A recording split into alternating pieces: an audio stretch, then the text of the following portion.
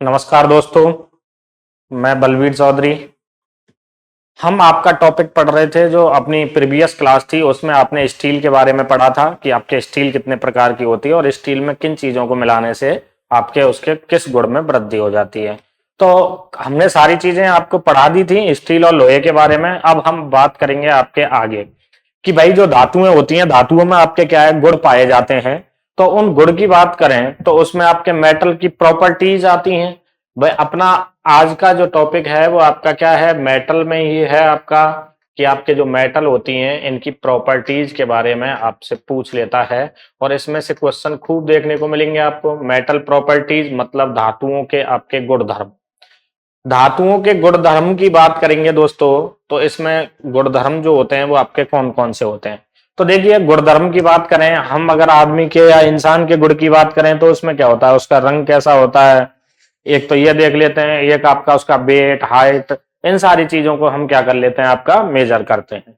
इसी प्रकार से हम धातुओं के गुण जो होते हैं कि भाई उनमें आपके कौन कौन से गुण पाए जाते हैं, तो उन चीजों के बारे में भी आपको क्या होना चाहिए दोस्तों, पता होना चाहिए कि आपके कौन कौन से। हम केवल आपके मैकेनिकल प्रॉपर्टीज की बात कर रहे हैं, जो आपके यांत्रिक गुण धर्म होते हैं। अभी हम यहाँ पर जो बात करेंगे दोस्तों, वो आपके किसकी करेंगे, मैकेनिकल प्रॉपर्टीज, मतलब जो आपके यांत्रिक गुण धर्म होते हैं उनके बारे में बात करेंगे यहाँ। ठीक है, तो देखिए मैकेनिकल जो प्रॉपर्टीज होती हैं उसमें आपके बहुत सारे गुण आ जाते हैं। जैसे आपके तन्यता का गुण आ जाता है, आघात वर्धनीयता का आ जाता है। और इसी प्रकार से अगर हम देखें तो आपके संपीड़ता का गुण आ जाता है, कठोरता का गुण होता है, भंगुरता का गुण होता है, प्रत्यास्थता का होता है, प्लास्टिकता का होता है। तो इस प्रकार से आपके क्या है, काफी उसमें गुण होते हैं जो अपने मेटल होती हैं। तो सभी मेटल में ये गुण पाए जाते हैं। तो यहां से हम देखेंगे कि आपका सबसे पहले जो गुण पाया जाता है, उस गुण की अगर हम बात करें तो दोस्तों, उस गुण की अगर बात की जाए तो सबसे पहला आपका इंपॉर्टेंट जो गुण है वो आपका कौन सा है। यहां से अगर आप देखोगे तो सबसे पहला आपका कौन सा है, इलास्टिसिटी। इसको हम बोल देते हैं दोस्तों प्रत्यास्थता, है ना। अब आपके प्रत्यास्थता एज ए आपका इलास्टिक, जो आप देखते हैं आजकल जैसे आपका लोअर वगैरह उसमें इलास्टिक होते हैं, पैंट पैंट भी आपके स्ट्रेचेबल आते हैं, खींचा छोड़ दिया वापस से वहीं पहुंच गया। ये जो होता है ऐसा गुण आपके धातुओं में भी पाया जाता है। अगर ऐसा नहीं होता तो डायरेक्ट आपके वस्तु क्या होगी, आपकी टूट जाएगी। जो पैंट आपके स्ट्रेचेबल नहीं है उनको अगर आप खींचोगे तो वो क्या होगा, आपका फट जाएगा। सेम इसी प्रकार से अगर धातुओं में अगर आपके क्या है, अगर उसकी प्रॉपर्टीज जो है उसमें प्रत्यास्थता नहीं होगा तो आपके उसके पार्ट बनाना पॉसिबल नहीं होगा। तो मेरे प्यारे दोस्तों, आप देखिए कि प्रत्यास्थता होती क्या है ना। तो प्रत्यास्थता जो होती है वो आपकी क्या होती है कि पहला पॉइंट, जब हम किसी पदार्थ पर क्या लगाते हैं दोस्तों, जब जब हम किसी पदार्थ पर किसी पदार्थ पर बल लगाते हैं, बल लगाते हैं, ठीक है, आपने बल लगाया, कोई बात नहीं। तो वस्तु में क्या होगा भाई, जब बल लगाएंगे तो परिवर्तन तो होगा। भाई सीधी सी बात है, जब आप किसी वस्तु पर बल लगा रहे हो तो उसका क्या होगा, आपका आकृति स्थिति में या आकृति में कुछ ना कुछ परिवर्तन तो होगा। ठीक है, तो वो परिवर्तन यहाँ कैसा होता है, अस्थायी परिवर्तन होता है। तो पदार्थ में आपका क्या हो जाता है दोस्तों, पदार्थ में अस्थायी परिवर्तन हो जाता है, अस्थायी परिवर्तन। ठीक है, अस्थायी परिवर्तन हो जाता है, परिवर्तन हो जाता है। लेकिन परिवर्तन अस्थायी हुआ है। ठीक है, जैसे स्ट्रेचेबल पेंट होता है, उसको खींचा, बल लगाया तो उसके आकार में क्या हो गया दोस्तों, परिवर्तन हो गया। अब परिवर्तन हो गया, यह कैसा था, अस्थायी था। स्थायी नहीं कि वो वहीं के वहीं रुक जाएगा, ऐसा नहीं होता। जैसे ही आप उस पर से उस बल को हटा देते हो तो वापस से वो आपका क्या होता है, वहीं पहुंच जाता है। मतलब यहां भी वही सेम सिचुएशन आ रही है। ठीक है, तो पदार्थ में अस्थायी परिवर्तन हो जाता है तथा बल हटाने पर तथा बल हटाने पर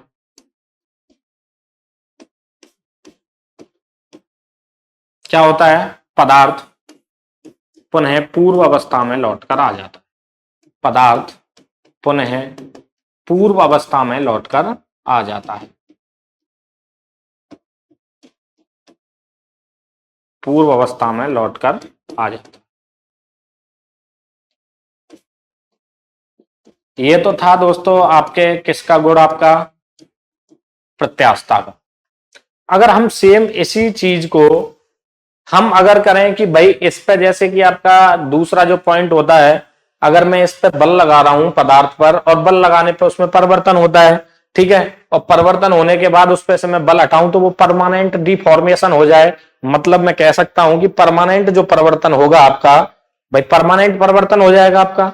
परमानेंट परिवर्तन का मतलब है प्यारे दोस्तों, मतलब स्थायी परिवर्तन, ठीक है।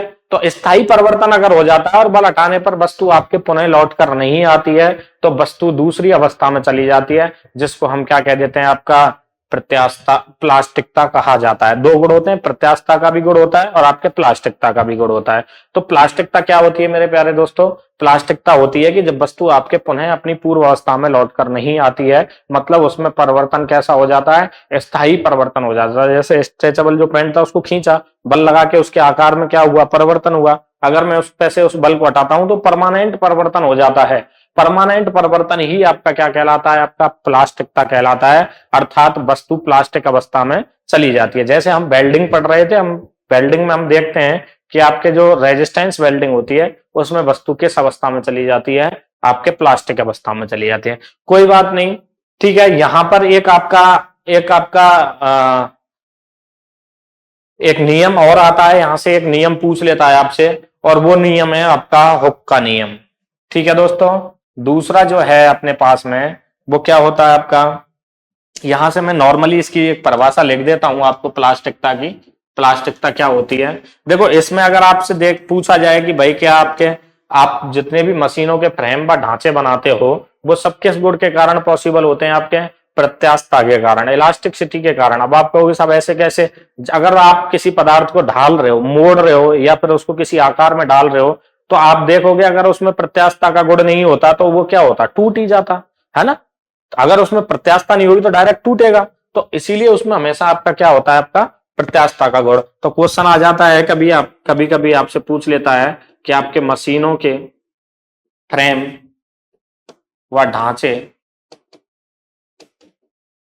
बनाने में हम किसका, कौन सा गुण होना आवश्यक है, आपका प्रत्यास्थता का गुण होना आवश्यक है। अब ऐसे ही आपसे कौन सा क्वेश्चन पूछ लेता है, एक आपके गुण होता है जिसे हम बोल देते हैं आपका प्लास्टिसिटी, अर्थात इसको हम बोल देते हैं आपके प्लास्टिकता। ठीक है दोस्तों, प्लास्टिकता में क्या होता है आपका, प्लास्टिकता की अगर मैं बात करूं तो सेम इसमें क्या है, यहां आपका अस्थायी परिवर्तन हो रहा था, यहां पे कैसा हो जाएगा, आपका स्थायी परिवर्तन हो जाएगा। मतलब दोनों चीजें आपकी क्लियर होनी चाहिए कि आपके क्या होता है भाई। इसमें अगर हम बात करें आपके प्लास्टिकता में कि जब हम किसी पदार्थ पर क्या लगाते हैं, आपका पदार्थ पर बल लगाते हैं, बल लगाते हैं, तो उसमें स्थायी परिवर्तन हो जाता है। कैसा परिवर्तन हो गया, आप देखो यहाँ पे दोनों पॉइंट आ रहे हैं आपके, यहाँ से पॉइंट केवल चेंज हो रहा है आपका कि अगर हम देखें तो इसमें कैसा परिवर्तन हो रहा है आपका, स्थायी परिवर्तन। कैसा परिवर्तन हो रहा है आपका, स्थायी परिवर्तन हो जाता है। ठीक है, स्थायी परिवर्तन। अब अगर हम बात करें आपसे, है ना, स्थायी परिवर्तन हो जाता है, और यहां पर कैसा हो रहा था आपका, अस्थायी परिवर्तन हो रहा था। ठीक है, हो जाता है। ओके दोस्तों, भाई हमने कैसा परिवर्तन कर लिया आपका, इसमें अगर हम देखते हैं तो इसमें स्थायी परिवर्तन हो जाता है। ओके, अब बात आई कि जब हम बल हटाएंगे तो वस्तु पुनः थोड़ी लौट के आ जाएगी कि पहले जैसी हो जाएगी, नहीं। ठीक है, तो जब बल हटाते हैं तो वस्तु या पदार्थ पुनः पूर्व अवस्था में लौटकर नहीं आता है, पुनः पूर्व अवस्था में लौटकर नहीं आता।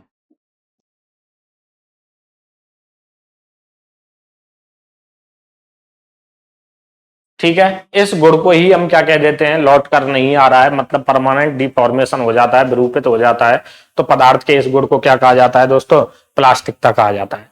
ठीक है, प्रत्यास्थता हमने देखी कि हमने जब किसी पदार्थ पर बल लगाया तो उसके आकार में क्या हो जाता है, परिवर्तन हो जाता है, और आकार में परिवर्तन होने के साथ साथ क्या है, अस्थायी परिवर्तन होता है। अगर बल हटाएंगे तो पुनः लौट के आ जाती है। तो किस गुण के कारण, प्रत्यास्थता के कारण। अगर लौट कर नहीं आती है, मतलब स्थायी परिवर्तन अगर हो जाता है, तो वो आपका क्या, कौन सा गुण कहलाता है आपका, वो गुण कहलाता है आपका दोस्तों प्लास्टिकता।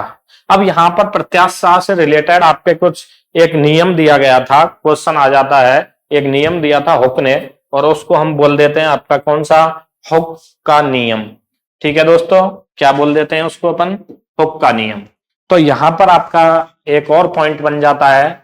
ठीक है, एक क्वेश्चन यहां से भी कभी कभी पूछ लेता है, आपके हुक्स लॉ। ठीक है, अब हुक्स लॉ क्या है आपका, हुक का नियम क्या होता है, भाई हुक ने क्या कहा था, तो देखिए उसने क्या कहा था। मैं आपको हुक के नियम के बारे में बताता हूं कि उसने क्या कहा था। उसने ये कहा था मेरे प्यारे दोस्तों कि प्रत्यास्थता सीमा के अंदर, है ना। अब देखो प्रत्यास्थता से रिलेटेड है चीज, तो क्वेश्चन यहां से बन जाता है आपका। तो हम यहां पे बात करें, उसने क्या कहा था आपका कि प्रत्यास्थता,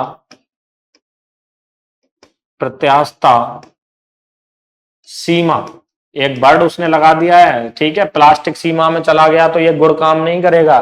प्रत्यास्थता सीमा के अंदर, अंदर किसी पदार्थ पर, किसी पदार्थ पर लगने वाला, लगने वाले प्रतिबल, भाई प्रतिबल क्या होता है वो चीजें भी हम समझाएंगे अभी आपका। लगने वाले बल,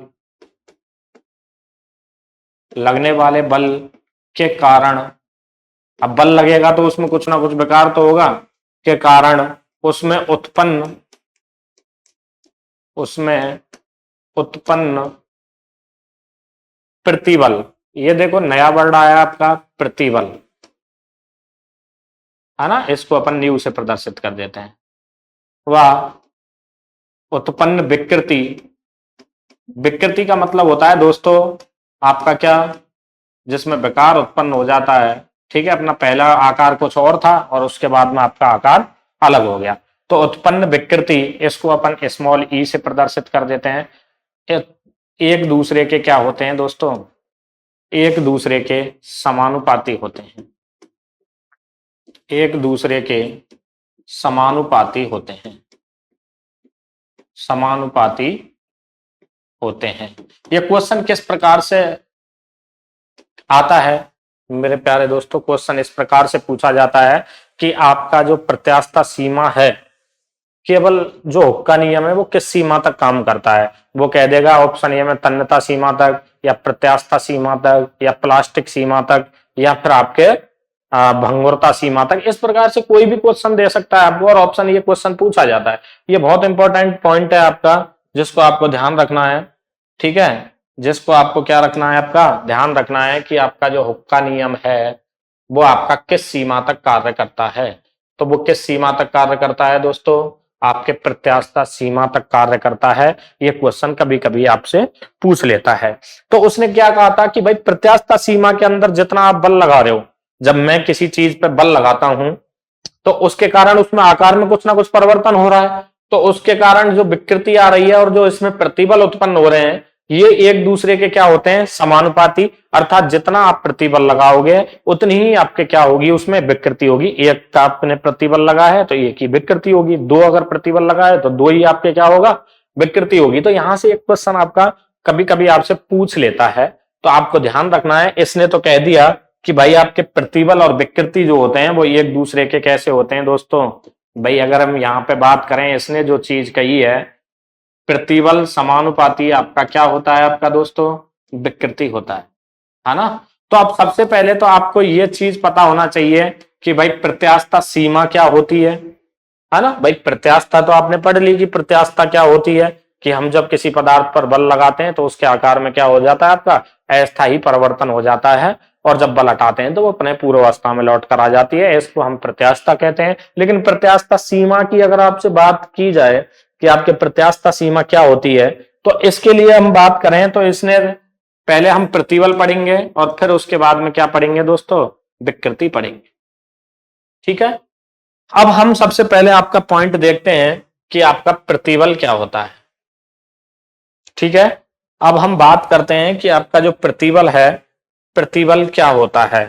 तो देखिए दोस्तों, यहां पर हम बात करते हैं आपके प्रतिबल की, स्ट्रेस, ये होता है आपका प्रतिबल।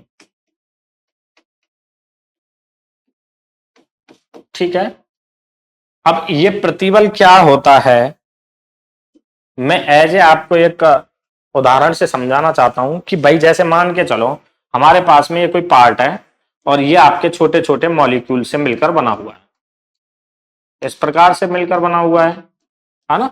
क्रिया प्रतिक्रिया का जो नियम होता है आपने पढ़ा होगा अच्छे तरीके से।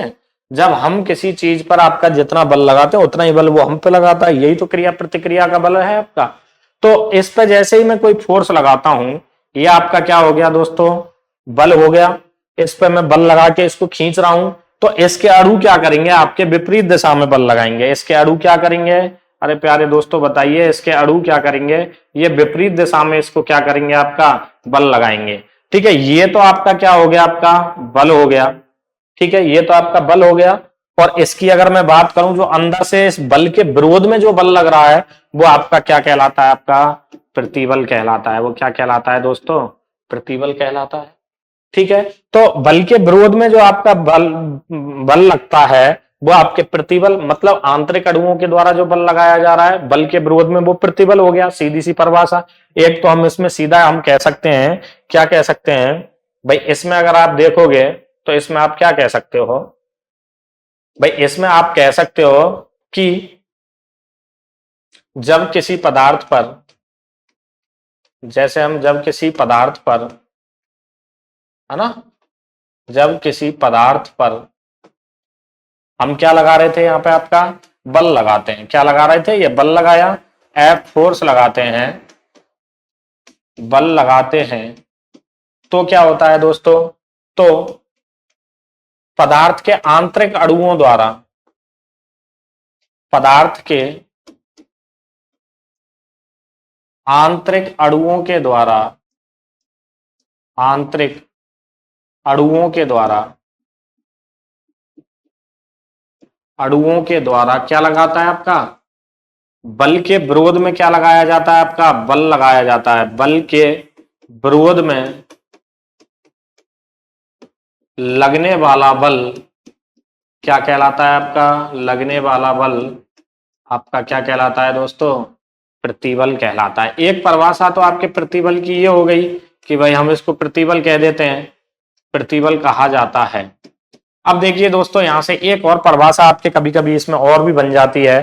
ठीक है, अगर मैं इसकी बात करूं आपसे, तो देखिए क्या होगी आपकी, भाई इसमें क्या होगा, देखो आप यहां पे अगर देखते हो तो इस प्रकार से कि हमने ये पदार्थ लिया था, है ना, मान के चलो ये आपका पेन है। इस पेन की अगर मैं बात कर रहा हूं तो इस पे मैं बल लगाता हूं, इस सिरे पे। ठीक है दोस्तों, तो इस पे आपका क्या लग रहा है, बल लग रहा है इस कॉर्नर पे। तो इस कॉर्नर पे लग रहा है तो ये बाहर निकल के थोड़ी आएगा, ये पूरा का पूरा खिंचा हुआ चला आएगा। मतलब इस पूरे क्षेत्रफल पे आपका जो बल लग रहा है, मतलब पूरा कंप्लीट। जैसे मैं एज ए इसकी बात करूं, आपके ये आपका क्या है, कोई पार्ट है और इस पे मैं बल लगाता हूं, तो केवल यही बल थोड़ी लग रहा है, ये इस पूरे पे बल लगेगा या नहीं लगेगा बताओ। तो मतलब इस पूरा एरिया पे जो मैं बल लगा रहा हूं, इसी के विरोध में तो अंदर से ये अणु आपके क्या कर रहे हैं, बल लगा रहे हैं, वही प्रतिबल हो गया। तो सीधी सी एक परिभाषा और आपको पूछ लेता है कभी कभी, तो आपको ध्यान रखना है क्या होता है आपका, एकांक क्षेत्रफल पर, एकांक क्षेत्रफल पर लगने वाला बल, लगने वाला बल आपका क्या कहलाएगा मेरे प्यारे दोस्तों, लगने वाला जो बल होता है वो भी आपका क्या कहलाता है, प्रतिबल कहलाता है। अब यहां से दोस्तों आपसे क्वेश्चन पूछ लिया जाता है, क्या क्वेश्चन पूछ लिया जाता है आपका, कि भाई इस प्रकार से क्वेश्चन पूछ लेता है कि आपका एकांक क्षेत्रफल पे लगने वाला जो बल है। अब जैसे यहां हम बात करते हैं, तो यहां अगर आप देखोगे तो इसके अणु हो गए ये इस प्रकार से, और इस पे हमने क्या लगाया था आपका, भाई इस पे हमने आपका क्या लगा दिया था, आपका बल लगा दिया था इस प्रकार से एफ। तो ये एफ जो बल है वो आपके पूरे पे लगेगा या नहीं लगेगा बताओ? पूरे क्षेत्रफल पे लगेगा। तो इसमें एकांक क्षेत्रफल पे जो आप बल लगा रहे हो इससे ही आपका क्या निकल के आ जाएगा? आपका प्रतिबल निकल के आ जाएगा। आएगा या नहीं आएगा? तो इसने यही तो कहा एकांक क्षेत्रफल पर लगने वाला बल।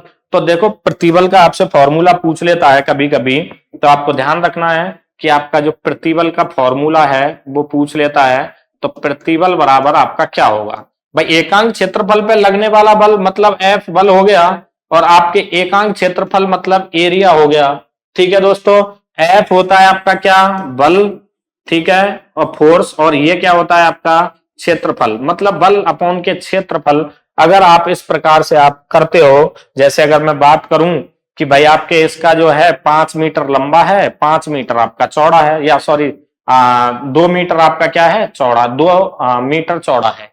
तो इसका क्षेत्रफल जब आप निकालोगे तो 5 मीटर इंटू आपके 2 मीटर, तो आपका क्षेत्रफल कितना हो गया दोस्तों? 10 मीटर स्क्वायर हो गया। और मैं कह देता हूं कि इस पे आपके कितने का बल लग रहा है? आपका 50 न्यूटन का बल लग रहा है। किसका लग रहा है दोस्तों? 50 न्यूटन का। तो प्रतिबल निकाल सकते हो ना आप इसमें कितना प्रतिबल आ रहा है, क्योंकि आपको फॉर्मूला तो पता ही है, आपके एफ अपॉन के ए होता है। एफ आपको दे रखा है 50 न्यूटन, और आपको क्षेत्रफल भी दे रखा है आपका 10 मीटर स्क्वायर। तो 10 से आपका ये कितना हो गया? 5। देखिए दोस्तों, अब इकाई भी पूछता है, मात्रक पूछ लेता है, तो आपको पता होना चाहिए बल का मात्रक क्या होता है? न्यूटन होता है। भाई बल का मात्रक क्या होता है? न्यूटन। और क्षेत्रफल का अभी हमने निकाला था वो आपका क्या होता है? मीटर स्क्वायर होता है। तो इसको हम या तो न्यूटन अपॉन के आपका मीटर स्क्वायर लिख सकते हैं, या फिर हम इसको इस प्रकार से, देखो ये तो एक हो गया, ये इस प्रकार से लिखा जा सकता है। एक आपका क्या होता है? आपका न्यूटन पर मीटर स्क्वायर, ऐसे भी लिखा हुआ मिल सकता है। या फिर आपका इस प्रकार से भी हो सकता है, न्यूटन इंटू मीटर। जब इस बटे की संख्या को मीटर में ले जाएंगे, गुणा में कन्वर्ट करेंगे, तो यहां पर घात माइनस में हो जाएगी। इस प्रकार से भी आपका पूछ लेता है। तो आपको ध्यान रखना है कि जो आपके मात्रक होता है वो आपका क्या होता है। मात्रक के बारे में भी आपको ध्यान रखना है। ठीक है दोस्तों, मात्रक के बारे में आपको क्या रखना है? आपको ध्यान रखना है। तो यहां से आगे आप देखिए, इसको अगर हम बात करते हैं,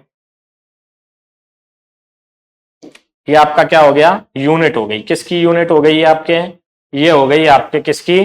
प्रतिबल की। किसकी यूनिट हो गई दोस्तों? प्रतिबल की। अब प्रतिबल के साथ साथ आपको क्या पढ़ना पड़ेगा? आपको विकृति भी पढ़नी पड़ेगी। भाई अगर हम बात करें कि यहां तक जो पोर्शन था आपका, तो ये वाला जो पोर्शन है ये तो आपका क्या हो गया? प्रतिबल और विकृति। ये यहां से निकल के आई समानुपाती हुक के नियम से। क्वेश्चन आता है कि हुक का नियम किस सीमा तक कार्य करता है? तो आपके किस सीमा तक कार्य करता है? आपका प्रत्यास्थता सीमा तक कार्य करता है ना। तो अब हम बात कर रहे थे कि पहले तो हमने प्रतिबल के बारे में जान लिया, और फिर क्या जान लेंगे अपन? विकृति। जब हम बल लगाएंगे तो उसके आकार में क्या होगा दोस्तों? परिवर्तन होगा। जैसे मान के चलो ये कोई पदार्थ था आपका, और इसकी जो आपकी लंबाई थी, ठीक है, मतलब मूल आकार तो था इसका 10 मीटर। ओके दोस्तों, 10 मीटर था, और जब मैंने इस पर 50 न्यूटन का बल लगाया, इधर भी और इधर भी, इस प्रकार से 50 न्यूटन का मैं जब बल लगा के इसको खींचता हूं, तो इसकी लंबाई में क्या हो जाता है? आपका परिवर्तन होगा। भाई बढ़ गई, मान के चलो इसकी लंबाई आपके कितनी हो गई यहाँ पे? भाई यहाँ पे जो लंबाई थी, अब वो लंबाई हो गई आपकी 12। ठीक है। तो अब मेरा कहने का मतलब है कि देखो, जो विकृति होती है, अगर मैं विकृति की बात करूं आपसे, तो विकृति क्या होती है? तो देखिए विकृति क्या होती है, अगर विकृति की बात की जाए तो मतलब विकार, मतलब आकार में परिवर्तन कितना हुआ है, जिसे हम स्ट्रेन बोल देते हैं। तो देखिए इसको अपन स्मॉल ई से भी प्रदर्शित करते हैं। इसका क्या मतलब है? इसका सीधा सा फंडा है, सीधा सा आपका फॉर्मूला है, मूल आकार में परिवर्तन, मूल आकार में परिवर्तन अपॉन के क्या हो जाएगा? आपका मूल आकार हो जाएगा। मूल आकार मतलब भाई यहां अगर आप विकृति निकालना चाह रहे हो, तो आपके देखो मूल आकार क्या था इसका? 10 था। भाई 10 था मूल आकार तो, लेकिन जब बल लगाया तो इसमें विकार उत्पन्न हो गया। विकार कितना हुआ आपका? 10 तो पहले ही था, 2 का विकार हुआ, है ना। तो मेरा कहने का मतलब आपसे यही था दोस्तों, कि आपको पता होना चाहिए कि इसमें अगर आप देखोगे तो आपका क्या हो जाएगा? भाई इसमें अगर आप देखते हो कि मूल आकार में परिवर्तन, भाई मूल आकार में परिवर्तन अभी आपने देखा है ना क्या होता है। तो हम यहाँ पे परिभाषा बनाते हैं कि हम क्या कहें, जब किसी पदार्थ पर बल लगाते हैं, जब किसी पदार्थ पर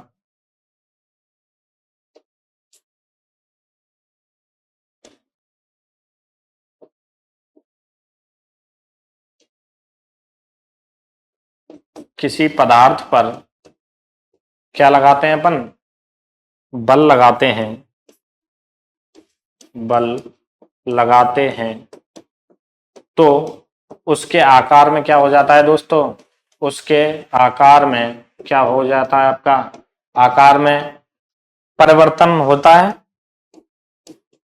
आकार में परिवर्तन तथा मूल आकार के अनुपात को, मूल आकार के अनुपात को, आकार के अनुपात को क्या कहेंगे अपन, अनुपात को विकृति कहा जाता है।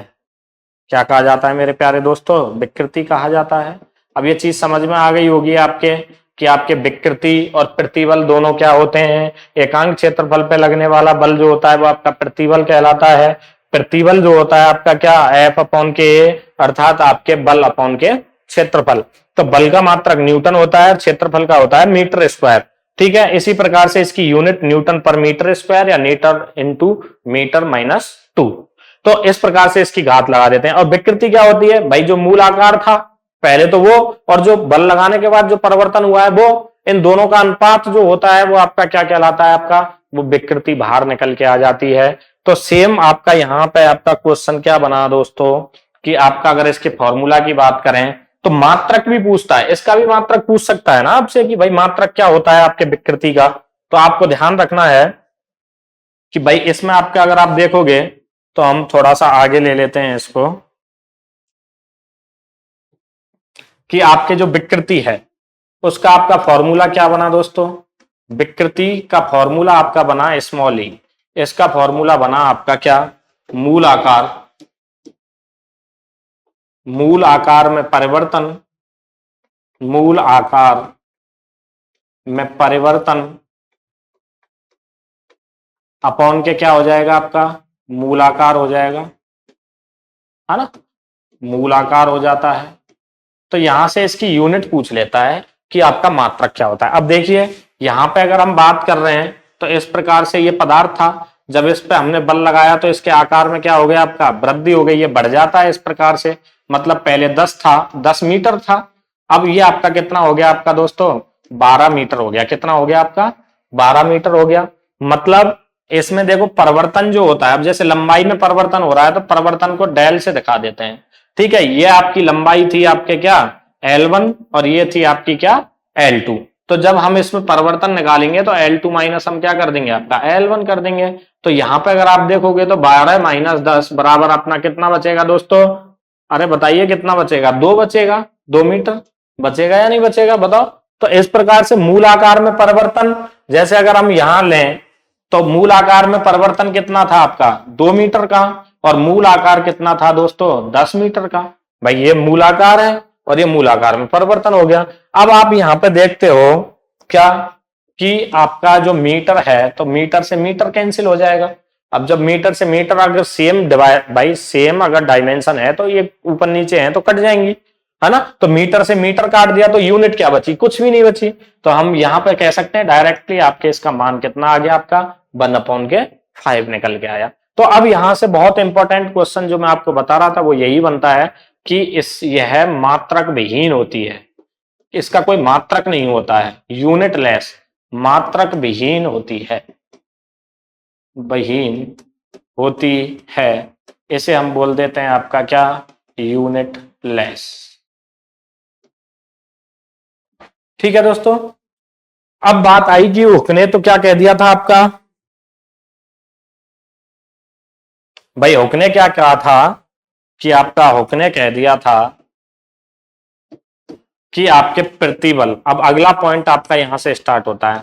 उसने कह दिया कि आपके प्रतिबल और आपके क्या, आपके विकृति जो होते हैं वो दोनों क्या होते हैं, आपके समानुपाती होते हैं। लेकिन उसने क्या कहा था, भाई उसने ये भी कह दिया था कि प्रतिबल और विकृति दोनों समानुपाती होते हैं, वो प्रत्यास्थता सीमा के अंदर होते हैं। तो जैसे ही मैं समानुपाती के चिन्ह को हटाता हूं, जैसे इसको मैं कर देता हूं आपका प्रतिबल, तो भाई समानुपाती को हटा के मैं बराबर लगाऊंगा, और बराबर लगाते हैं तो फिर हम एक गुणांक लेते हैं उसके साथ हमेशा बराबर। जैसे ही समानुपाती का चिन्ह हटाते हैं और बराबर लेते हैं तो हमें एक गुणांक लेना पड़ता है। अब गुणांक क्या, प्रत्यास्थता सीमा के अंदर काम हो रहा है ना, तो हम प्रत्यास्थता सीमा का आपका ई ले लेते हैं। यहां पे इलास्टिसिटी का आपका क्या ले लेते हैं, ई। इसी को हम क्या बोल देते हैं दोस्तों, प्रत्यास्थता गुणांक बोल देते हैं। क्या बोल देते हैं, आपका प्रत्यास्थता गुणांक कह दिया जाता है, इलास्टिसिटी कांस्टेंट। तो यहां पर हम देखेंगे, यहां पर हमने क्या ले लिया, आपका प्रत्यास्थता गुणांक हमें लेना पड़ेगा, है ना, प्रत्यास्थता गुणांक, और इनटू आपका क्या हो जाएगा, इसको ई से प्रदर्शित करेंगे अपन, और इनटू आपके क्या हो जाएगा दोस्तों, विकृति हो जाएगा। बताओ होगा या नहीं होगा। इसको स्मॉल ई से प्रदर्शित करते हैं, इसको आपके इससे प्रदर्शित करते हैं या नहीं करते। अब ये चीज तो आपकी समझ में आ गई, तो आप यहां से भी इसको वेरीफाई कर सकते हो कि प्रतिबल का मात्रक क्या होता है या प्रत्यास्थता गुणांक। अब ये प्रत्यास्थता गुणांक होता क्या है, अब आपको क्या निकालना है कि ये प्रत्यास्थता गुणांक क्या है। तो आप यहां से अगर देखोगे तो प्रत्यास्थता गुणांक का अगर आप मान निकालोगे, हम बात करें आपके प्रत्यास्थता गुणांक की, इलास्टिसिटी कांस्टेंट की प्रत्यास्थता गुणांक, देखो तीन फॉर्मूला बन जाएंगे यहां से। एक फॉर्मूला तो ये बन ही गया प्रतिबल का, है ना, प्रतिबल का फॉर्मूला तो बन ही गया है ना, प्रत्यास्थता गुणांक और विकृति। अगर आपको प्रत्यास्थता गुणांक और विकृति दे रखे हैं तो आप प्रतिबल का मान निकाल सकते हो। तो प्रत्यास्थता गुणांक का मान आप अगर देखोगे, तो जब मुझे इस प्रत्यास्थता गुणांक का मान निकालना है तो मैं इस विकृति का प्रतिबल में भाग दे दूं, है ना।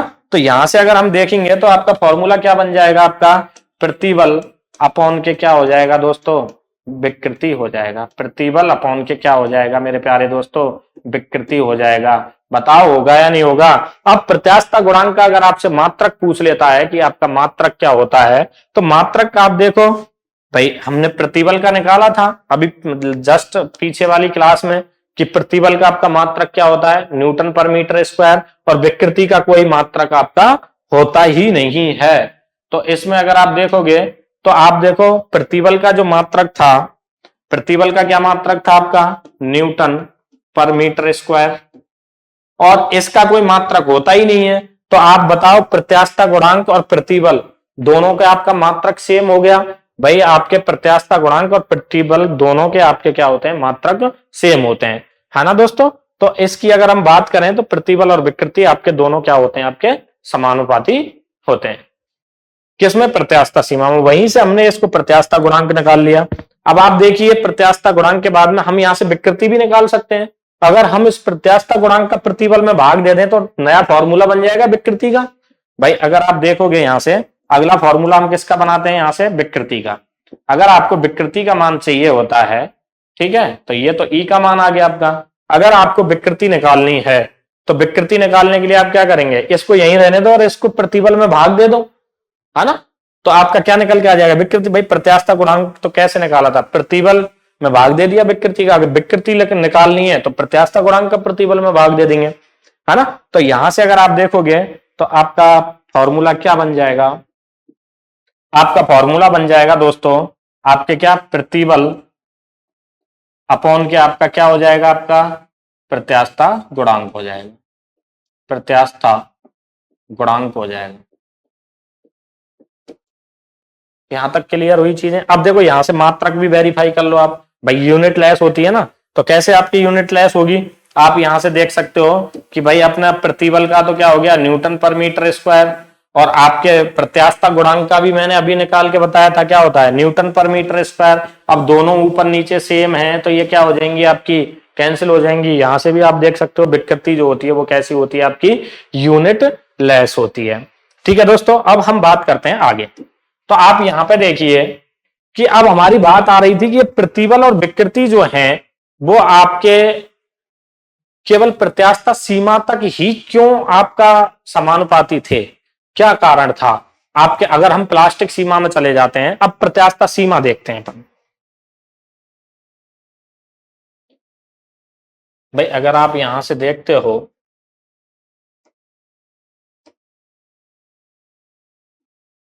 जैसे ये कोई आपका पदार्थ था, इस पर आप बल लगा रहे हैं, ठीक है, इस पे क्या लगा रहे हो दोस्तों, बल लगाते हो, तो आपका इसकी लंबाई में परिवर्तन हुआ यहां तक, और आपने छोड़ दिया तो वापस से ऐसी हो गई, ठीक है, और ज्यादा बल लगाया, आपने यहां तक खींच दिया और फिर छोड़ा, फिर भी वापस आ गई, मतलब ऐसी आपको प्राप्त हो गई। फिर आपने और बल लगाया तो ये और ज्यादा लंबी हो गई आपकी, और इसको हमने क्या कर दिया, आपका फिर छोड़ा तो फिर से वापस आ गई। ये तो था प्रत्यास्था, है ना। लेकिन ऐसा नहीं है कि आप खींचते रहो और छोड़ते रहो, अपनी जगह पे वापस आ जाएगी, उसकी कोई लिमिट होती है। जैसे मान के चलो मैंने यहां तक खींचा इस पदार्थ को और छोड़ा तो ये वापस लौट के आ गया, फिर मैंने आपका यहां तक खींचा, छोड़ा, वापस आ गया, यहां तक खींचा, फिर छोड़ा, फिर वापस आ गया। लेकिन हम देखेंगे कि ये आपके 5 मीटर लंबा था, ठीक है, और जब मैंने अब यहां से आगे अगर मैं खींच रहा हूं, भाई ये लिमिट हो गई आपकी यहां तक, और यहां तक क्या था आपका, प्रत्यास्था काम कर रहा था। मतलब ये जो लिमिट है कि अब यहां से अब अगर आपने थोड़ा सा भी बल ज्यादा लगाया तो इसके आकार में क्या हो जाएगा आपका, परमानेंट डिफॉर्मेशन। 5 है तो इसकी लंबाई मान के चलो 10 मीटर हो गई, है ना। पहले तो देखो जब 10 मीटर होगी आपकी, तो देखो यहां से अगर हम बात करें आपके कि आपके 10 मीटर का हो गया, अब आप देखिए अब क्या होगा, अब आपका बल कम लगेगा और आपके जो बल है वो कम लगाएंगे और विकार क्या होगा आपका, ज्यादा होगा। क्यों, उसका कारण क्या है कि पहले तो 5 मीटर थी तो ये मोटी होगी, अब मोटी है तो मजबूत है, लेकिन अब इसकी लंबाई बढ़ गई। अब लंबाई बढ़ गई तो पदार्थ कैसा हो जाएगा आपका, कमजोर हो जाएगा, और कमजोर चीज पे आपके बल कम लगेगा, प्रतिबल कम लगेगा, और विकृति क्या होगी आपकी, ज्यादा होगी।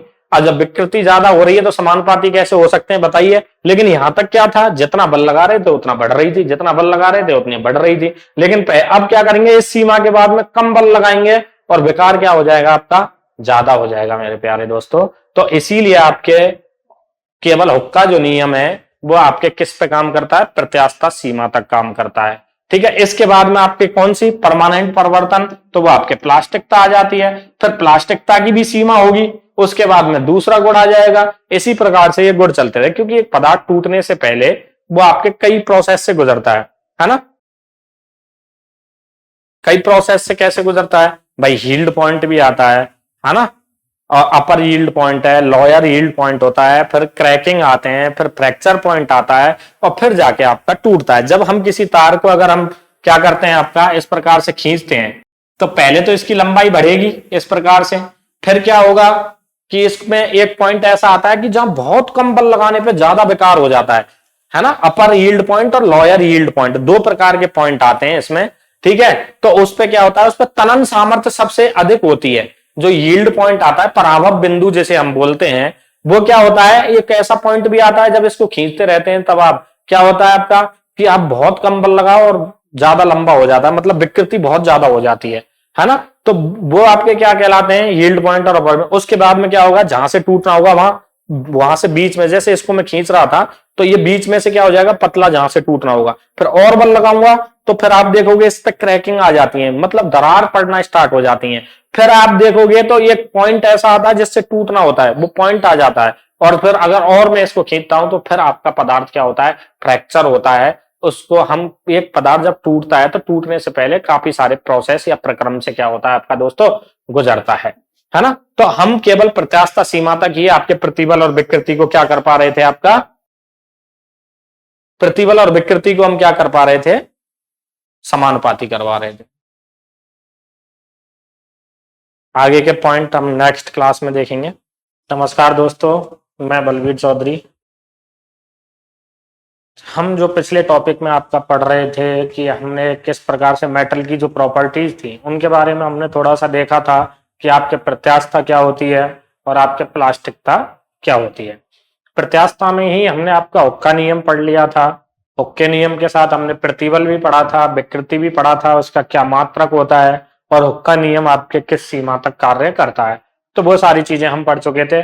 अब हम उससे आगे देखते हैं कि कुछ गुण और भी होते हैं आपके। तो दोस्तों देखिए और गुण क्या होते हैं अपने भाई। एक अगर हम बात करें आपके, तो एक तो होता है आपका कठोरता का, और एक होती है आपकी क्या दोस्तों, सामर्थ्य होती है।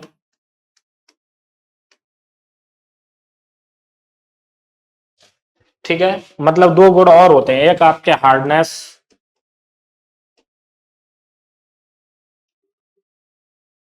और एक होती है आपके स्ट्रेंथ।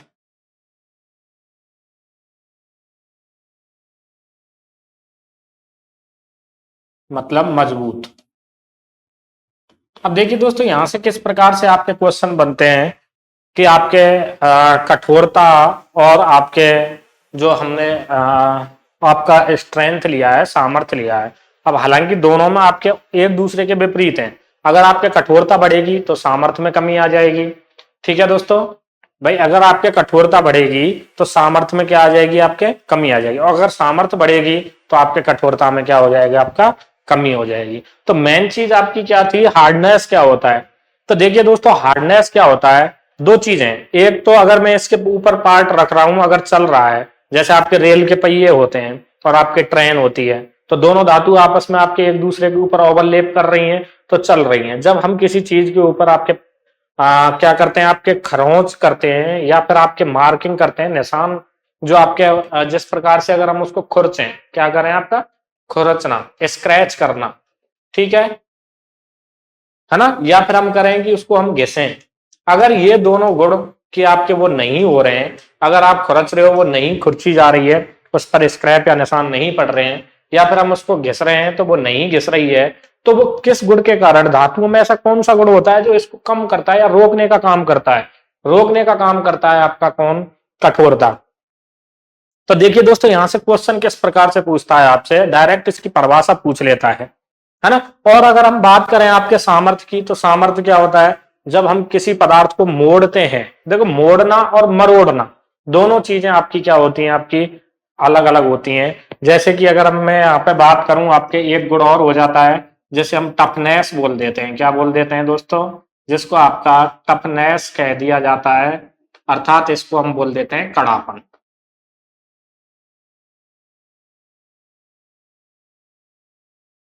तो देखिए, कड़ापन क्या होगा, इसकी तो अगर हम बात करें खुरचे जाने, या फिर हम कह सकते हैं आपके घिस जाने का विरोध करेगी यहां पर वस्तु, है ना।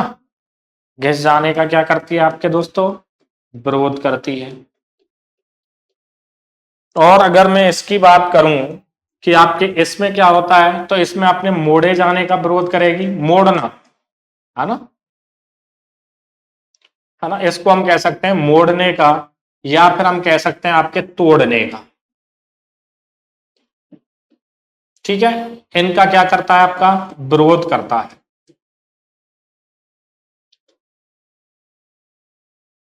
दोनों चीजें क्लियर हुई भाई। एक तो हम किसी चीज को खुरच रहे हैं या घिस रहे हैं, तो वो नहीं घिस रही है, तो वो किस गुण के कारण, आपके कठोरता के कारण। अगर हम किसी चीज को मोड़ रहे हैं, इस प्रकार से मोड़ना, और या फिर हम तोड़ रहे हैं, तो वो नहीं टूट रही है, वो किसके कारण, आपकी सामर्थ्यवान। अगर आपके नहीं टूट रही है तो वो आपके उसकी सामर्थ्य अधिक होगी, और अगर नहीं घिस रही है तो उसकी कठोरता क्या होगी, आपकी ज्यादा होगी। ठीक है, और इसमें होता है आपका ट्विस्ट करना। इसमें जो आपका होता है ट्विस्ट, देखो मोड़ना अलग हो जाता है और मरोड़ना अलग हो जाता है। तो ट्विस्टिंग जो होती है, इसको हम बोल देते हैं आपका क्या, मरोड़, या फिर मरोड़ने का क्या करती है, आपके विरोध करती है। मरोड़ने का क्या करेगी दोस्तों, ये विरोध करती है। ये तीन गुण हैं और तीनों आपके सेम लग रहे होंगे आपको कि भाई इस प्रकार से होता है। ऐसा कुछ नहीं है, तीनों सेम नहीं है, तीनों अलग अलग चीजें हैं, और उसका आपको पता होना चाहिए क्या अलग है इसमें। तो देखिए दोस्तों, सिंपल सी परिभाषा क्या बनेगी इसकी, इसकी सिंपल सी परिभाषा ये बनती है कि पदार्थ का वह गुण, पदार्थ का वह गुण जिसके कारण कारण वह अपने खुरचे जाने, मतलब स्क्रैच, खुरचे जाने, यही है लैंग्वेज तो आपके, खुरचे जाने या घिस जाने का विरोध करती है, घिस जाने का विरोध करती है।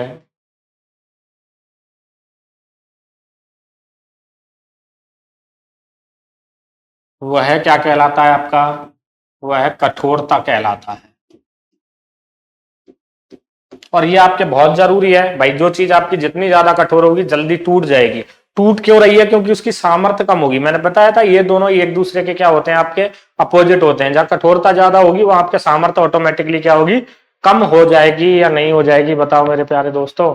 कि आपके जहां कठोरता ज्यादा होगी तो वहां पर आपके क्या होगा, यहाँ पे कठोरता में तो क्या हो जाती है, आपके कठोरता तो अधिक होती है ना, मतलब कड़क होती है चीज, और जो ज्यादा कड़क होती है, और इसका सीधा संबंध किससे होता है, आपका कार्बन से होता है। ठीक है, कार्बन जो होता है वो आपके किसको बढ़ाता है मेरे प्यारे दोस्तों, कठोरता को बढ़ाता है। कार्बन का मान ज्यादा होगा तो आपके क्या होगा, ज्यादा कठोर होगी, है ना। और अगर आपके कार्बन का मान आपका क्या होगा दोस्तों, कम होगा, तो वो आपकी क्या होगी, कम कठोर होगी। यहां तक चीजें क्लियर हुई। ये तो होता है आपका कठोरता। अब बात आती है कि कठोरता का परीक्षण भी हम करते हैं कि भाई कोई पदार्थ आपका कितना कठोर है। जैसे आपने देखा होगा फाइल, आपके इसमें कठोरता की जो रेटिंग होती है ज्यादातर उसको HRC के द्वारा आपके कठोरता की रेटिंग निकाली जाती है ना। कठोरता आपके नंबर के हिसाब से होती है ना। जैसे अगर हम बात करें आपके ब्रिनेल परीक्षण, देखो कठोरता के लिए परीक्षण किए जाते हैं, उनका आपको ध्यान रखना है। क्वेश्चन कभी नाम डायरेक्ट नाम पूछ लेता है आपसे कि कौन सा परीक्षण किया जाता है। तो कठोरता के लिए जो परीक्षण किए जाते हैं, कठोरता के लिए जो आपके परीक्षण किए जाते हैं वो आपके कौन से होते हैं भाई। कठोरता के लिए अगर हम परीक्षण करते हैं तो आपका सबसे पहला तो होता है आपका ब्रिनेल टेस्ट। कौन सा दोस्त, कौन सा होता है आपका ब्रिनेल टेस्ट, जिसमें आपके नंबर के हिसाब से रेटिंग 1 से आपके 100 नंबर तक दी जाती है। और जो 100 नंबर का होता है वो सबसे अधिक कठोर होता है, और वो होता है आपका क्या, हीरा होता है ना। ये तो प्राकृतिक पदार्थ हो गया। कुछ आपके क्या है, हम कृत्रिम भी बनाते हैं, जैसे सिलिकॉन की अगर हम कार्बन से क्रिया करवा दें तो सिलिकॉन कार्बाइड बन जाता है ना।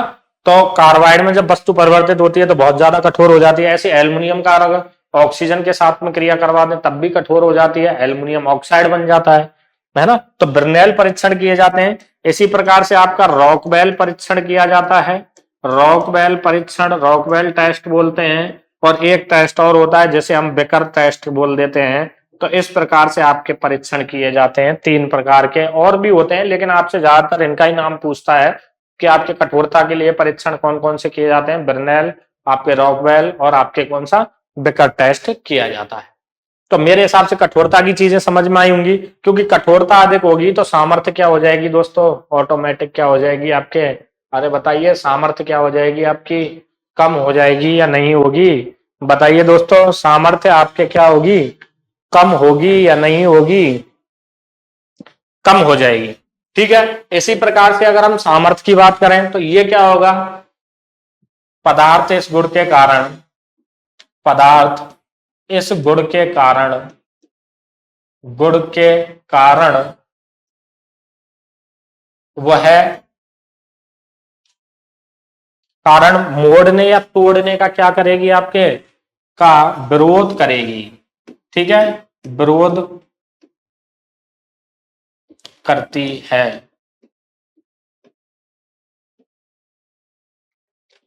मोड़े जाने का या आपके किसका, तोड़े जाने का विरोध करती है। मतलब इसकी आपके संपीड़न सामर्थ्य क्या होती है, आपकी अधिक होती है। और जब संपीड़न सामर्थ्य अधिक होती है इस कंडीशन में, तो तनन सामर्थ्य भी अधिक होगी। मतलब इसकी तनन सामर्थ्य भी क्या होगी आपके दोस्तों, तनन सामर्थ्य अधिक होगी। ठीक है, मतलब सामर्थ्य का मतलब समझ में आया आपके।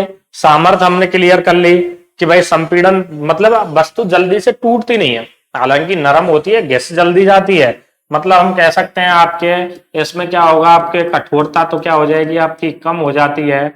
और अगर हम बात करें आपके क्या, कठोरता कम हो जाएगी, लेकिन आपके मजबूती मतलब सामर्थ्य जो होगी, मजबूती वो क्या होगी आपकी, अधिक होगी। तो बताइए प्यारे दोस्तों, ये चीज क्लियर हुई आपके कि भाई हार्डनेस क्या होता है, किस प्रकार से क्वेश्चन बनते हैं, हार्डनेस बढ़ती किसके कारण है। हालांकि देखो स्टील में तो हम निकिल भी मिला लेते हैं, लेकिन ज्यादातर जो कार्बन कंटेंट होता है वो कठोरता को उत्तरदायी होता है। कार्बन अगर ज्यादा होगा तो कठोरता आपके ज्यादा होगी, कार्बन अगर कम होगा तो कठोरता कम होगी, है ना। तो इसी प्रकार से आपका टफनेस जो मैंने आपको बता दिया कि ट्विस्ट करते हैं, एक सिरे को आप फिक्स कर दो और दूसरे सिरे को आप क्या करो, मोड़ो, तो चीजें टूटती नहीं है ना, मोड़ते हैं लेकिन मरोड़ते हैं, उसमें ट्विस्ट आ जाता है। और उसका विरोध जो करता है वह गुण कौन सा होता है, कड़ापन, की वस्तु आपकी कितनी टफ है। तो मैं कह सकता हूं क्या होगा? पदार्थ के इस गुण के कारण, डायरेक्ट परिभाषा पूछी जाती है यहां से। पदार्थ के इस गुण के कारण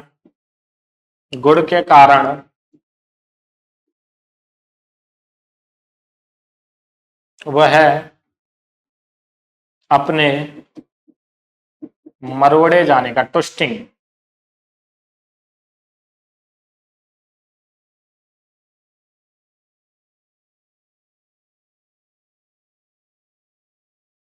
का विरोध करती है। तो ये आपका क्या कहलाएगा मेरे प्यारे दोस्तों? ये आपका कहलाएगा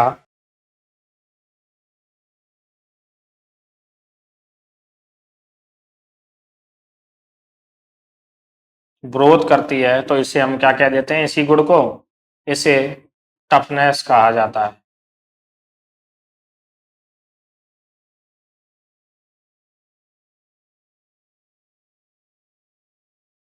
ठीक है, मतलब स्प्रिंग वगैरह जैसे हम बनाते हैं तो उसमें टफनेस का गुण होना चाहिए, है ना, कड़ापन होना चाहिए। तो ऐसे ही आपके क्या है, हर अपने पार्ट जो बनाते हैं उसमें अलग अलग हमें क्वालिटी की जरूरत पड़ती है। तो हमें जिस प्रकार की क्वालिटी की जरूरत होती है उसमें ऐसा ही गुण हम देख लेते हैं और उसी धातु का हम क्या करते हैं, आपका प्रयोग करते हैं। तो आपके दो गुण तो कौन से हो गए आपके? एक तो प्रत्यास्थता जिसे हम इलास्टिसिटी कह देते हैं, और एक कौन सी होती है दोस्तों? प्लास्टिकता जिसे हम सुगट्टता भी बोल देते हैं, सॉरी सुगट्टता भी बोल देते हैं या प्लास्टिकता भी बोल देते हैं। एक आपकी कठोरता हो गया, एक आपकी सामर्थ्य हो गई, और एक आपकी टफनेस हो गई। तो यहां से डायरेक्टली आपके ज्यादातर क्या है, क्वेश्चन पूछे जाते हैं, है ना, और क्वेश्चन इनकी परिभाषा से ही बनता है और अलग से इसमें क्वेश्चन इस प्रकार का आपका नहीं बनता है। अब हम बात करते हैं आपके आगे। अब आपका अगला जो है, दो इंपॉर्टेंट गुण और होते हैं। एक तो आपका कौन सा होता है मेरे प्यारे दोस्तों? एक तो होता है आपका, आपने नाम सुना होगा तन्यता का। भाई आपने नाम सुन रखा होगा तन्यता का, है ना। तन्यता जो होती है, डक्टिलिटी जिसे हम बोल देते हैं, इसको हम क्या कहते हैं आपका? डक्टिलिटी। और एक जो गुण होता है,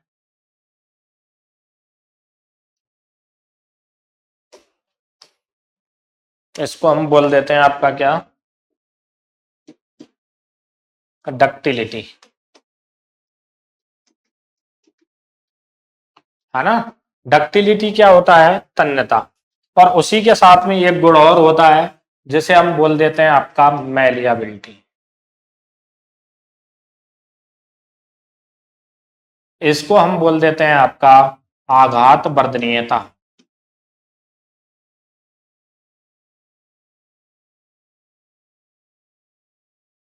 ठीक है दोस्तों। तो देखिए इसमें और क्या क्वेश्चन आपके पूछे जाते हैं, किस प्रकार से क्वेश्चन बनते हैं तन्यता में। अब तन्यता की अगर मैं बात करूं तो तन्यता की सीधी सी परिभाषा पूछी जाती है।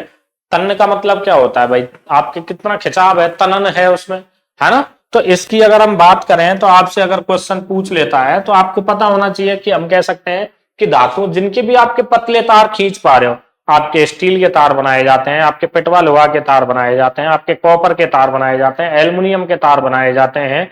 तो अगर मैं इनकी बात करूं तो दोस्तों आप बताइए, इनकी बात अगर हम करें तो इनमें कौन सा गुण होगा जब हम तार बना सकते हैं? मतलब किसी भी धातु के आपके पतले तार खींचे जा सकते हैं, वो किस गुण के कारण? अगर उस धातु में आपके तन्यता का गुण होगा तभी आपके पतले तार खींचना पॉसिबल है। अगर आपके नहीं है, हार्डनेस है उसमें, तो उसके पतले तार नहीं खींचे जा सकते, है ना। तो केवल हम उनके ही खींच सकते हैं जिनका आपका क्या होगा भाई, जिसमें आपके कौन सा गुण होगा? तन्यता का गुण होगा। तो डायरेक्टली परिभाषा आपके इससे बनती है। तो हम इसमें कह सकते हैं पदार्थ के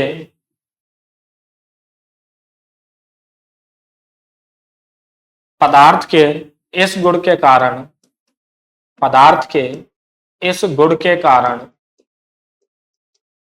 इस गुण के कारण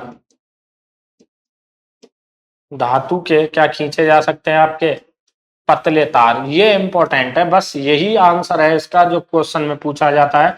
पतले तार खींच पाना किस कारण से पॉसिबल होता है? तो पदार्थ के इस गुण के कारण धातु के पतले तार खींचे जा सकते हैं।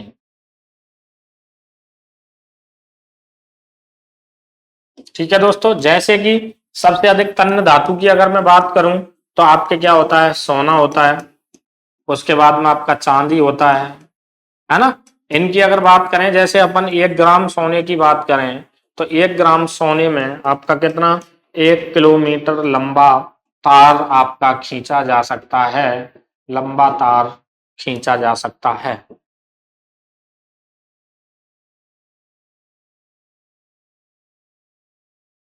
ठीक है दोस्तों, मतलब किसी भी चीज की तनन सामर्थ्य जो होती है उसकी अगर हम बात करें कि इसकी तनन सामर्थ्य इतनी है, तो मतलब उसमें तन्यता का गुण क्या है आपका, ज्यादा है। जिसके आपकी तनन शक्ति ज्यादा होगी तन्यता का गुण ज्यादा होगा, तनन शक्ति कम होगी तो तन्यता का गुण क्या होगा मेरे प्यारे दोस्तों, कम होगा।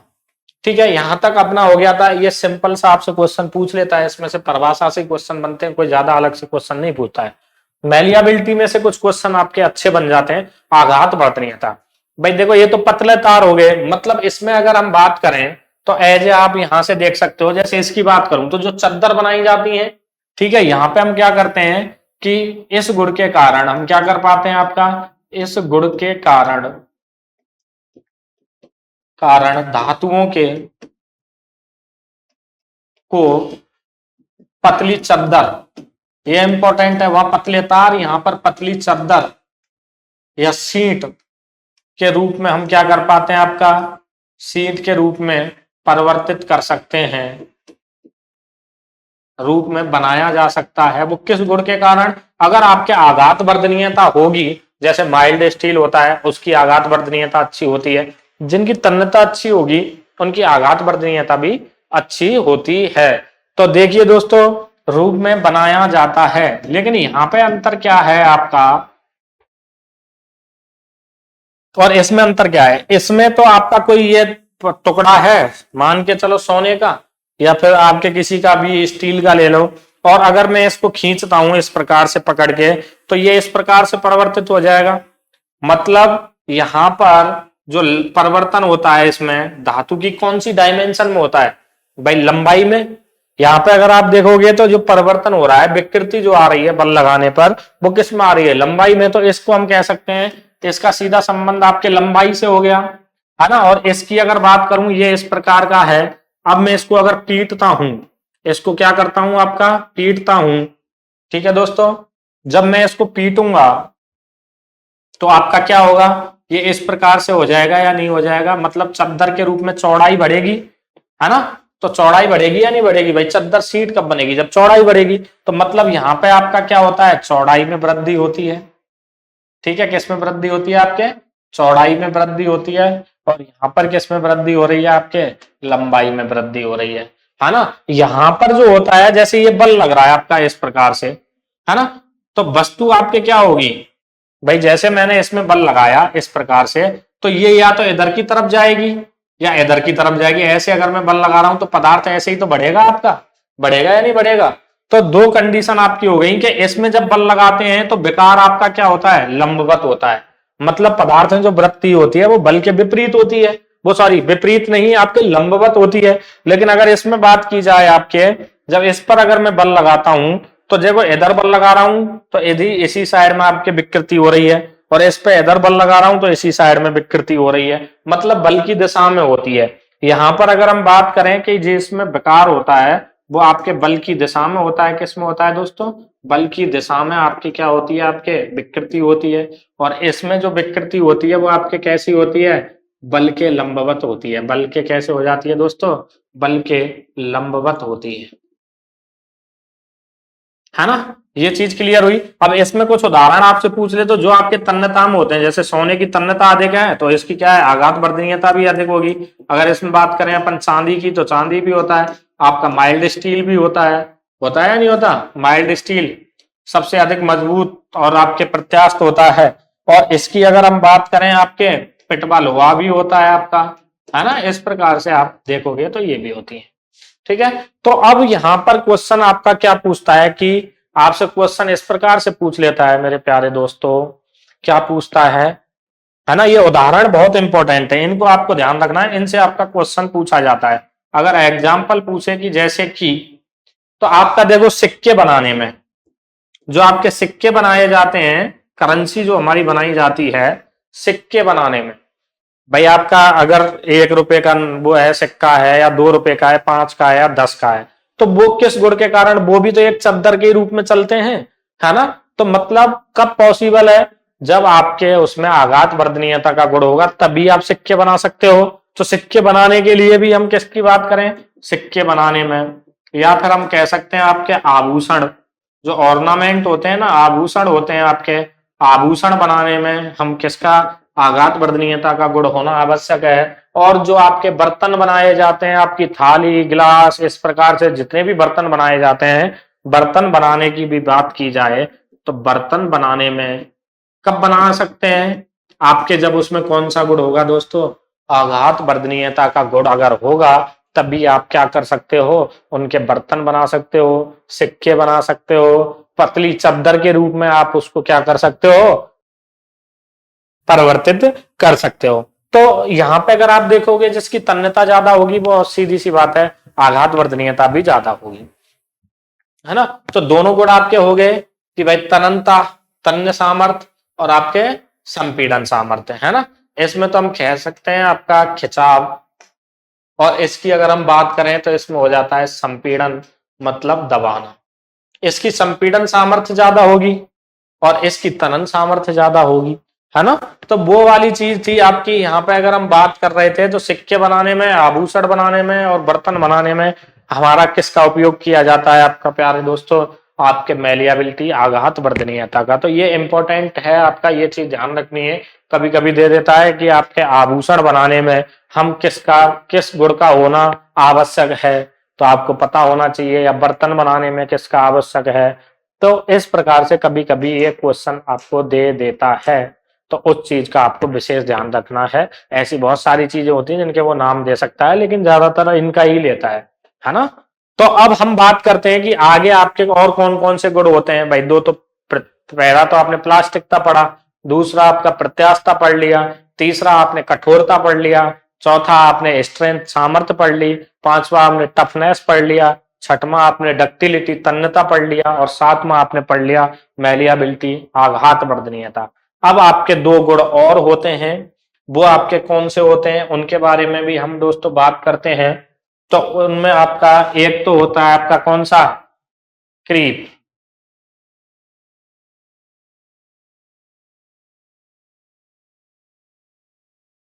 है ना, क्रीप, इसको हम फिसलन भी कह देते हैं।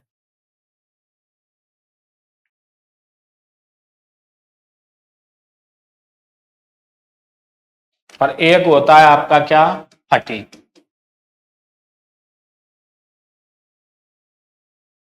इसको तो हम बोल देते हैं आपके श्रांति। ये क्वेश्चन भी कभी कभी पूछ लेता है इनसे, ये भी गुण होते हैं आपके। या फिर हम इसको बोल देते हैं आपके सहन शक्ति, है ना। तो देखिए दोस्तों, इन दोनों गुणों में क्या होता है, इसको तो हम बोल देते हैं स्लिप या फिसलन।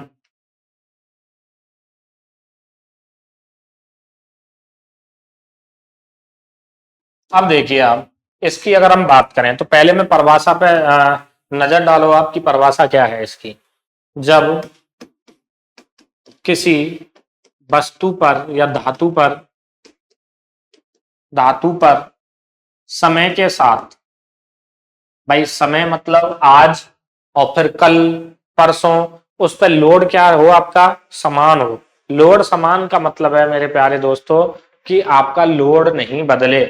मतलब आज भी उस पर 20 किलो लग रहा है, कल भी उस पर 20 ही रहना चाहिए आपका, उसके बाद भी 20 रहना चाहिए। मतलब समय तो आपका आज कल परसों या एक महीने, एक सप्ताह, कभी भी आप देखोगे तो लोड तो उतना ही है ना। समय के साथ बदल नहीं रहा है ना। जब किसी धातु पर समय के साथ लोड क्या रहता है आपका, आपका समान हो। लोड कैसा हो आपका, आपका लोड हो समान। कैसा होना चाहिए आपका, लोड समान हो। और वस्तु क्या हो जाए आपकी, और वस्तु फिर भी आपकी क्या हो रही है, वस्तु फिर भी फेल हो जाए। फिर भी फेल होने का मतलब काम नहीं कर रही है, फिर भी फेल हो जाती है। फेल हो जाती है तो वह कौन सा गुण होता है आपका? क्रीप का गुण होता है। अभी मैं समझाऊंगा, पहले दोनों की परिभाषा देखो। भाई हमने देखा कि यार धातु पर समय के साथ लोड समान था, लोड बदल के देख लेते हैं तब फेल ना हो गया। तो इसमें जब हमने देखा कि जब किसी धातु पर समय के साथ लोड क्या कर दें अपन, लोड परिवर्तित हो तो वस्तु क्या हो जाती है? तो वस्तु फिर भी फेल हो रही है, फिर भी क्या हो रही है दोस्तों? फेल हो जाती है, फिर भी फेल हो जाती है। अब देखो हमने जब लोड समान रखा तब भी वस्तु फेल हो रही थी, और लोड जब हमने आपका क्या है असमान कर दिया, अलग अलग कर दिया, तब भी फेल हो रही है। तो देखो कैसे, इसमें मैं उदाहरण आपको बताता हूं। इसमें तो आपके रेलवे पुल, फिर हम कह सकते हैं सड़क जो पुल होते हैं आपके, वो भी आ जाते हैं इसके अंतर्गत। इसकी अगर मैं बात करूं, आपके जो बेल्ट और पुली होती है, बेल्ट होती है आपकी, और एक आपके इस प्रकार से पुली भी होती है। देखी होंगी आपने बेल्ट और पुली, तो देख रखी होंगी, इस प्रकार से आपके बेल्ट और पुली होती है, ये पट्टा चढ़ा दिया जाता है। तो देखो आपके अगर ये कोई मोटर लगी हुई है, जैसे चक्की है आपकी, ठीक है, इस चक्की में आप क्या कर रहे हो, यहाँ पर इस प्रकार से आपकी चक्की हो गई, और यहाँ पे आपके इस पे मोटर रखी हुई है। तो इस मोटर की अगर मैं बात करूं, ये यहाँ पे पुली होगी और इसको इसके साथ में कनेक्ट कर दिया जाएगा। तो मेरा कहने का मतलब है कि जो चक्की की पावर है, मोटर के एक बार आपने लगा दी तो जितना लोड ले सकती है वो उतना ही लेगी, उससे ज्यादा तो लेगी नहीं, है ना। तो लोड जो है वो फिक्स है, आज भी इतना ही है इसका, कल भी इतना ही है। लेकिन कुछ समय पश्चात आप देखोगे कि आपके जो बेल्ट और पुली होती हैं, जैसे या तो आपके क्या होगा, आपके जो पुली है वो घूमती रहेगी, और पट्टा जो है वो आपका क्या हो जाएगा, स्थिर हो जाएगा। बताइए, पट्टा क्या हो जाएगा आपका, स्थिर हो जाएगा। तो स्लिप होना स्टार्ट हो जाता है, मतलब, और कुछ समय पश्चात वो टूट जाती है।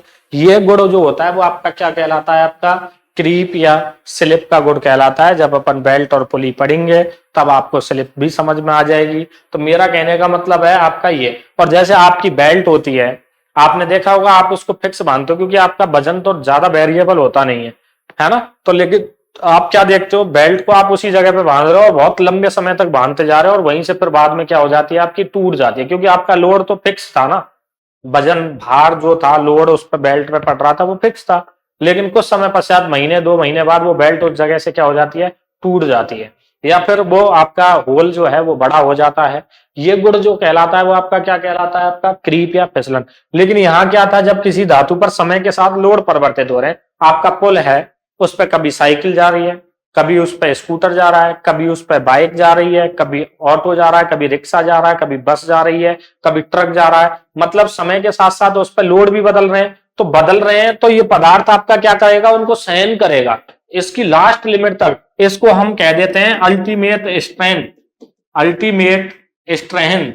इस चीज को ध्यान रखना, ये क्वेश्चन अगर पूछ ले कि आपके फटीग जो श्रांति सहन शक्ति सीमा होती है वो आपकी क्या होती है, अल्टीमेट स्ट्रेंथ तक होती है। तो देखो दो प्रकार की चीजें होती हैं।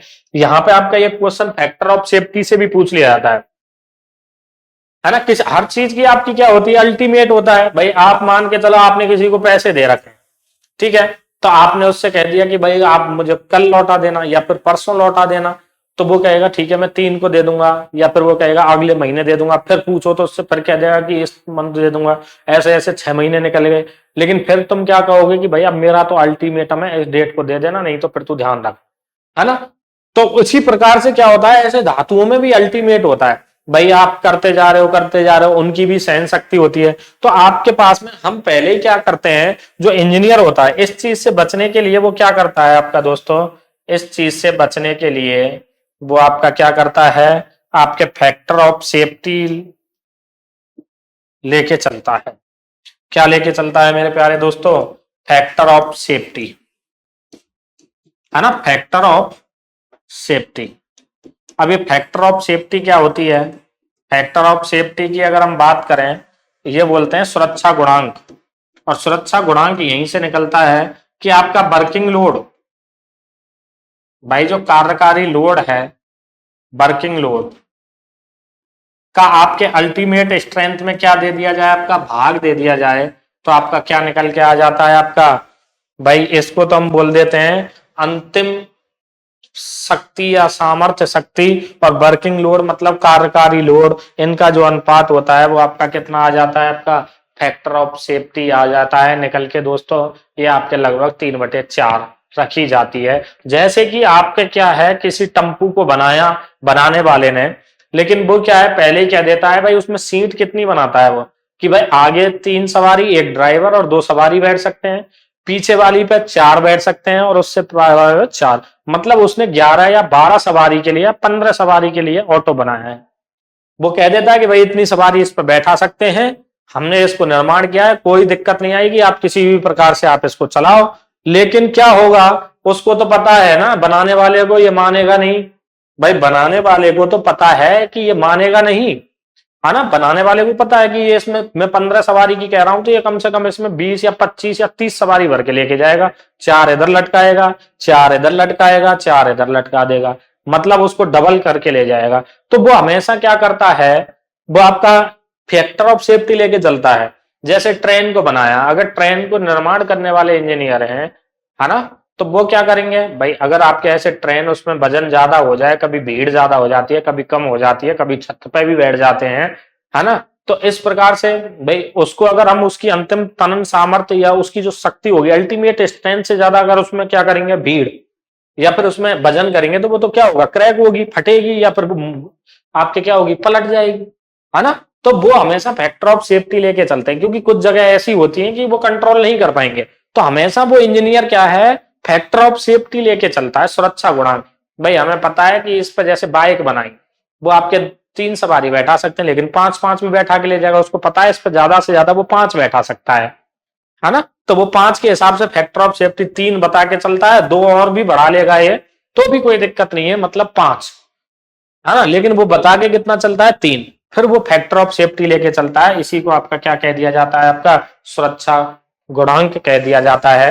तो मेरे प्यारे दोस्तों, सुरक्षा गुणांक आपका समझ में आया कि सुरक्षा गुणांक क्या होता है ना, कि आपका कोई भी इंजीनियर हमेशा अपनी सुरक्षा लेके चलता है, फिक्स टाइम लेके चलता है कि उसको उस हिसाब से काम करना है। कि बाइक बनाई 3 सवारी के लिए और लेकिन उस पर बैठा रहे 5, तो उसको पता था कि ये 5 बैठ जाएंगे, इसीलिए वो अपना क्या एक्स्ट्रा लेके चलता है और कम बता के चलता है। ठीक है, तो आज का जो अपना टॉपिक था, आपके जितने भी अपने मैकेनिकल प्रॉपर्टीज थी वो हमने कंप्लीट कर ली हैं, कि इसमें से छोटे छोटे किस प्रकार से क्वेश्चन पूछे जाते हैं, सभी प्रकार के यांत्रिक गुण अपने कंप्लीट हो गए हैं। ठीक है दोस्तों, अब हम नेक्स्ट क्लास में देखेंगे आपके कि यहां से आगे आपका कौन सा टॉपिक स्टार्ट करते हैं, है ना।